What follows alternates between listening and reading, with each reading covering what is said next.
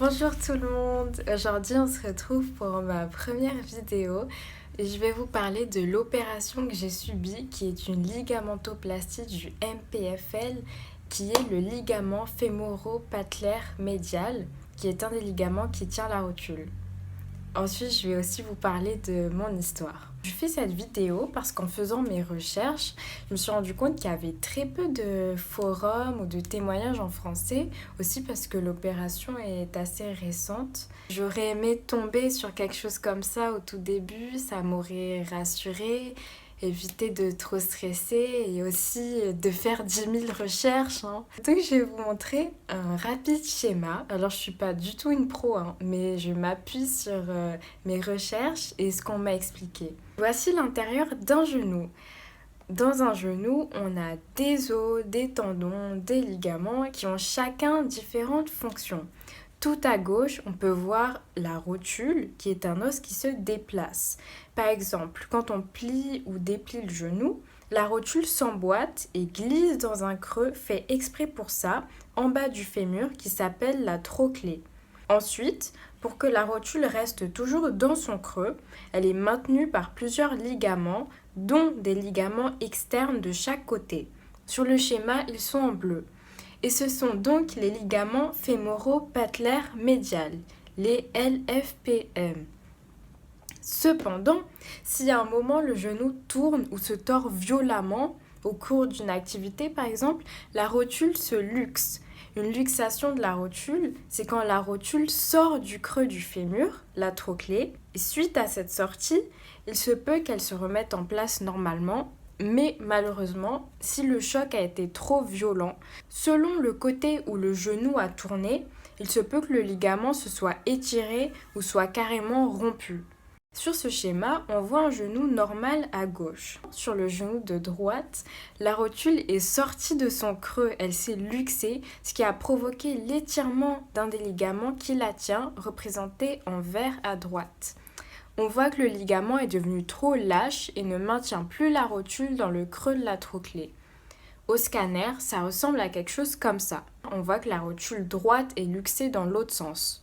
Dans ce cas-là, lorsque la personne plie le genou, au lieu que la rotule glisse simplement dans le creux de la trochlée, elle vient frotter sur ses bords, ce qui provoque des douleurs et au long terme, ça peut même endommager le cartilage et conduire à l'arthrose. Donc, maintenant, on en vient à l'opération. Alors, la ligamentoplastie du MPFL vise à réparer le ligament externe qui tient la rotule sur le côté, s'il a été rompu ou qui s'est trop étiré, qu'il ne remplit plus sa fonction de maintenir la rotule au centre. Pour résumer, l'opération consiste à reconstruire le ligament grâce à une greffe. Les chirurgiens font un prélèvement d'un tendon de la cuisse, la plupart du temps des ischio-jambiers ou quadriceps, et font un petit trou dans la rotule pour y passer le tendon et le relier au fémur. Mon orthopédiste m'a expliqué que c'est comme s'il faisait une sorte de nœud avec ce prélèvement de tendon pour qu'il maintienne la rotule. Après, c'est un résumé de l'opération de base, parce que bien sûr, elle est adaptée ou modifiée selon le patient. Vous pouvez très bien être prélevé d'ailleurs, ou ils peuvent très bien compléter votre opération avec d'autres gestes chirurgicaux. Voilà, ça va être modifié par rapport à vos besoins. Une fois que l'opération est faite, il faut rester 1 mois avec la grosse attelle et les béquilles. Heureusement, la guérison est décrite comme plutôt rapide. Votre marche va s'améliorer de jour en jour, même s'il faudra compter des mois de kiné et entre 3 à 6 mois pour la reprise du sport. Maintenant, je vais vous parler de mon histoire et donc comment j'en suis venue à faire cette vidéo. Alors, on se téléporte en août 2019. La vie est belle, c'est l'été, bref. Et moi, je voulais trouver un moyen d'aller rapidement en cours à la rentrée. Vous voyez, d'aller d'un point A à un point B et de pouvoir ranger mon moyen de transport dans mon sac. Donc la trottinette, c'était trop grand. Alors, je décide de me mettre au skate. Alors honnêtement, le premier jour, c'était super. Moi, je me suis bien amusée. Bon, Le jour suivant, je décide d'en refaire. En plus, moi, vous savez, j'avais un cruiser. C'est les petits skates là, les plus petits en fait et qui vont donc plus vite. Mais j'avais vu sur internet que je pouvais commencer par ça. Et puis de toute façon, c'est ce que je voulais. Donc voilà. Le problème, c'est que j'avais pas encore la technique pour freiner. Donc j'avais vu sur YouTube quelques vidéos qu'en gros, pour freiner, soit tu poses ton pied par terre, soit tu sautes. Je savais pas trop, je connaissais personne qui pouvait m'apprendre. Bon, en plus, moi je me disais dans ma tête, hmm, Tu sais que si tu fais un faux mouvement du genre te tordre quelque chose, les protections pour la chute, elles servent à rien. ouais. Alors moi je m'entraînais et ben, je suis partie de loin, puis j'ai fait un virage et tout. Donc on était super. Mais là je voyais que le skate il commençait, enfin il allait trop vite. Donc là après j'allais plus avoir de visibilité. Donc je me suis dit ok là faut que je m'arrête quoi. Donc j'avais deux choix, soit tu sautes, soit tu poses ton pied. Ben moi j'ai posé mon pied. Erreur fatale. Comment vous dire? Pour résumer, le skate il allait déjà trop vite. Donc quand j'ai posé mon pied par terre, mon corps il a été déséquilibré carrément. Ce qui fait qu'il a tourné vers la gauche. Sauf que mon pied droit il est resté immobilisé, genre ancré dans le sol quoi. Donc en conséquence, mon genou droit s'est littéralement tordu. En gros, j'ai fait un tour sur moi-même vers la gauche avec mon pied droit qui reste fixe. Enfin, vous voyez le truc. Alors, honnêtement, moi, je suis quelqu'un qui a une très grande tolérance à la douleur. Donc, je me suis juste assise, main sur le visage comme ça. En fait, j'ai essayé juste de contrôler ma respiration parce que à ce moment-là, déjà qu'il faisait chaud, je sentais juste mon corps chauffer. Vous savez, comme quand vous avez la fièvre, vous allez vomir, mon corps il était en mode... Ben, je savais même plus dans quelle position mettre tellement la douleur c'était horrible. Je voulais juste être dans le noir, ne plus exister. Ensuite, je suis allée aux urgences. Le problème, c'est que mon genou, il avait triplé de volume. Il y avait tellement de liquide dedans, dû au choc et tout, que c'était impossible de voir quelque chose à l'IRM. Même si le scanner, il disait que rien n'était cassé. Donc, en attendant, on m'a mis un plâtre que je devais garder en attendant que le liquide s'en aille. Donc pour moi, l'attente, elle était mais horrible. Parce que je rentre chez moi, on savait pas ce que j'avais, si c'était grave ou pas. Bon, puis quand le lendemain tu te réveilles, tu réalises que c'était pas un rêve, que t'as toujours aussi mal que la veille, que tu peux toujours pas marcher et que la rentrée c'est dans moins d'une semaine. Et là tu te dis c'est la... Bref. J'ai dû rester environ une semaine avec le plâtre. En plus, il y avait la photo de classe et tout. C'était l'horreur, franchement. Après quoi, j'ai enfin eu la telle et j'avais enfin le résultat de l'IRM. En plus du liquide présent, je m'étais luxé la rotule, effiloché les ligaments. Et quand je suis tombée, des fragments d'eau de ma rotule se sont détachés et se baladaient dans mon genou. Puis vous savez, dans ces moments-là, on attend juste que les médecins, ils nous rassurent, qu'ils soient là, ils nous disent écoute, c'est pas trop grave. Sauf que dans mon cas, ben, c'est grave quoi. Je me souviens encore du regard perplexe des médecins qui étaient là et me disaient qu'ils comprenaient même pas comment j'avais pu en arriver à là. Ils m'ont dit que le truc c'était blessure de type sportif de haut niveau. Sauf que moi, bah, je suis pas sportive en fait. Je dirais que ces moments-là sont vraiment durs parce qu'on dépend des autres, de leur aide et les journées sont vraiment très fatigantes. Il faisait super chaud, j'avais jamais utilisé les béquilles de toute ma vie. D'ailleurs, ça devrait être un sport olympique. Et quand c'était pas moi, c'était mes mains qui souffraient. Personnellement, je me souviens que pendant cette période, c'est comme si j'étais dans ma bulle, comme si je l'avais vécu de l'intérieur. Je me centrais juste sur moi-même, sur ce qui était important pour moi. J'allais même plus sur les réseaux sociaux. J'avais l'impression que je pouvais craquer à n'importe quel moment, mais heureusement, j'avais ma famille, mes amis qui étaient là pour moi, donc c'était vraiment important et voilà. Aussi, je savais que j'étais dans cette situation par rapport à mes choix précédents, donc voilà, j'assumais et j'avais juste pas eu de chance et en fait, si, parce que ça aurait pu être pire. L'orthopédiste m'a dit qu'il valait mieux attendre, passer des IRM tous les 2 3 mois et faire du kiné. Et que s'il y avait des problèmes, de revenir la voir. Donc fin octobre, au bout de 2 mois, j'ai pu enfin utiliser qu'une seule béquille. Et j'ai aussi pu remplacer la grosse attelle par la plus petite qui recentre la rotule. Bon, pour résumer, mon état s'améliorait de jour en jour, de même pour les IRM, les fragments d'eau disparaîtraient avec le temps, la rotule se recentrerait toute seule, et puis les ligaments, bon, ça va quoi. Au total, j'avais 15 séances de kiné qui se sont finalement étendues sur toute l'année parce que y a eu Covid, donc ça a vraiment perturbé mes séances qui se sont finies en septembre 2020, soit un an plus tard.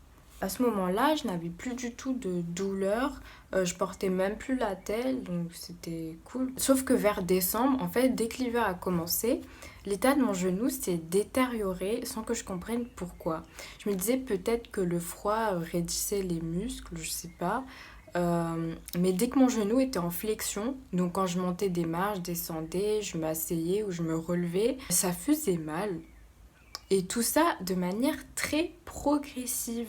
Si bien qu'un jour, je me rends compte que en fait, j'avais la mobilité d'une personne âgée, quoi. C'est c'est horrible. Que j'étais revenue à la case départ. Parce que je revenais même à remettre la petite attelle. Parce que j'avais l'impression qu'elle me soulageait. En plus, j'avais la sensation qu'il y avait à nouveau un réel problème. C'était une douleur profonde, sourde, de type osseuse. Je ne saurais pas expliquer. En plus, mon genou, il était resté en pointe par rapport à l'autre. Et ma kiné me disait toujours que ça s'arrangerait avec le temps. D'ailleurs, j'étais allée voir le médecin pour ça, qui m'avait encore prescrit des séances de kiné, parce que apparemment à l'IRM, en fait, il me restait encore un peu de liquide, alors que ça faisait un an. Donc elle m'a prescrit des séances de kiné pour enlever ce liquide, voilà. Bon, pour conclure, j'avais mal, donc en avril 2021, qu'est-ce que je fais? Je retourne voir mon orthopédiste qui m'avait prise en charge dès le début, donc 1 an et demi avant, le jour où je suis tombée. Et vraiment, ça a été un soulagement.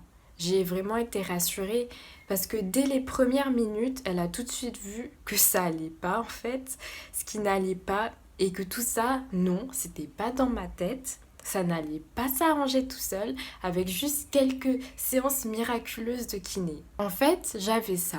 Mon ligament externe ne s'était pas rompu, mais il s'était étiré. Donc la rotule n'était plus en place et elle frottait tout le temps sur les bords de la trochlée, d'où les douleurs. Il me restait aussi un petit fragment d'os entre les deux. Mais honnêtement, quand elle m'a annoncé qu'il fallait opérer, moi j'ai eu envie de sourire. Parce que c'était plus possible en fait. Je précise aussi que pour rien arranger, la luxation avait mis en lumière un autre problème chez moi.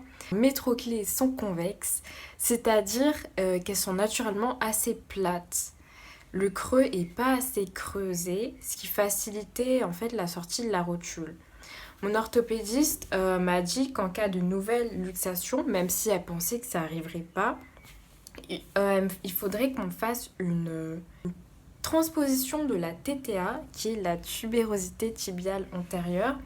Et en gros, c'est une autre opération plus lourde qui consiste à carrément creuser l'os de la trochlée, donc modifier sa forme pour que la rotule s'y emboîte mieux. Et il y a même des vis qui sont posées. Le dénouement, enfin, comme c'est une orthopédiste pour les enfants, il fallait qu'elle m'opère avant mes 18 ans, parce que sinon ça aurait dû être quelqu'un d'autre. Donc il fallait qu'elle m'opère dans les 2 prochains mois, avant mon anniversaire quoi. Et moi je voulais que ce soit elle, vu qu'elle m'avait pris en charge dès le début. Et c'est comme ça que je me suis retrouvée, un mois plus tard, à subir une ligamentoplastie du MPFL.